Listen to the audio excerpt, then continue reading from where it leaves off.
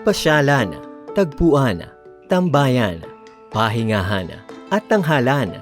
Malaking bahagi sa kasaysayan ng Palawan ang pampublikong lugar na ito na matatagpuan sa panulukan ng Rizal Avenue at Fernandez Street dito sa Puerto Princesa City.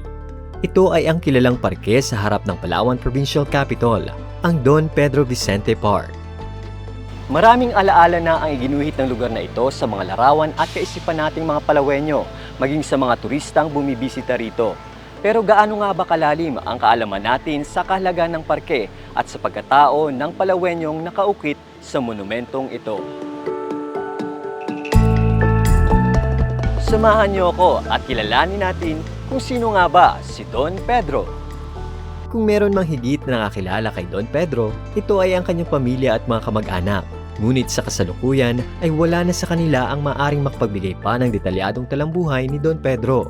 Ang mga mahalagang kwento ng kabutihan at pagmamalasakit sa bayan patungkol sa kanya ay naipasa sa mga sumunod na henerasyon ng Vicente clan sa Palawan. Ayon sa mga nakatatanda mula sa ikalawa at ikatlong henerasyon ng mga Vicente, si Don Pedro Mendoza Vicente Sr. ay ikinasal kay Doña Marcela Esteban Vicente at sila ay binayaan ng 10 anak. Maagang pumanaw si Don Pedro dahil sa pulmonary disease sa edad lamang na 47 taong 1934 na noon ay nagsisilbi bilang mayor ng Puerto Princesa. Na ano ko is, Don Pedro, yung clan nila is from Cavite. They settled in Puerto Princesa, Palawan din, and then became Puerto Princesa as a city. Don Pedro ay isang alamat. Sa pamilya, siya ay isang alamat. Naging board member, naging OIC governor, siya ang kauna-unahang presidente ng non-Christian tribes sa Palawan. Sa panayam kong ito ay nabiyang linaw rin ang aking katanungan at ng marami sa atin kung bakit nga ba tinawag na Don si Don Pedro. Don meaning honorable. And then, siyempre, sa mga pananaw ng marami, ang Don is mayaman. And actually, ang lolo namin mayaman.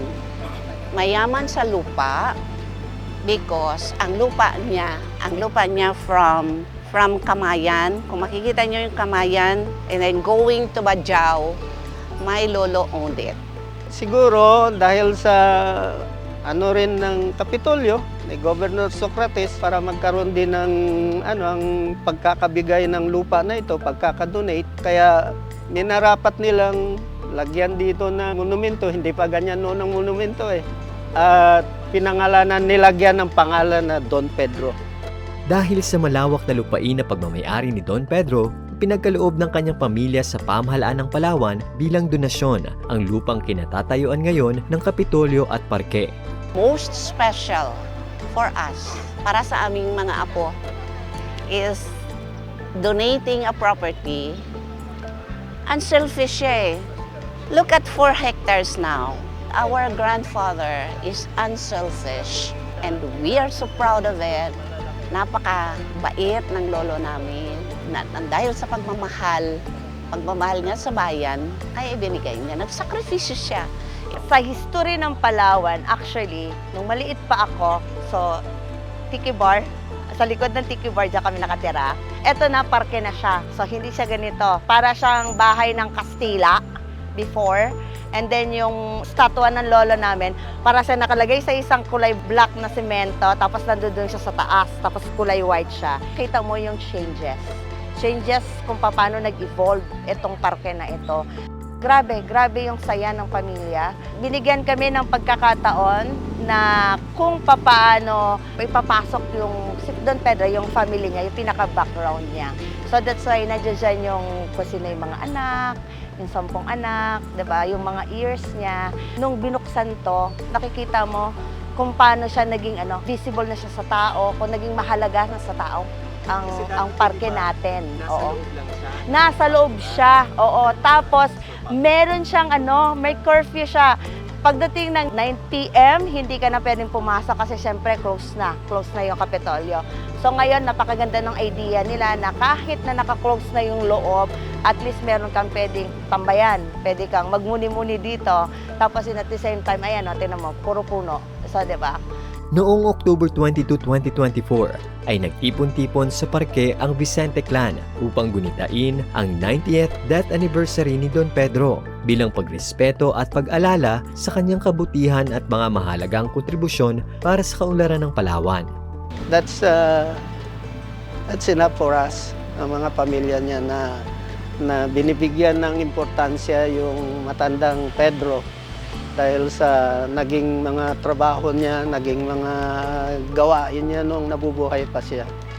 Ang gusto lang naming iparating sa mga kabataan, the respect.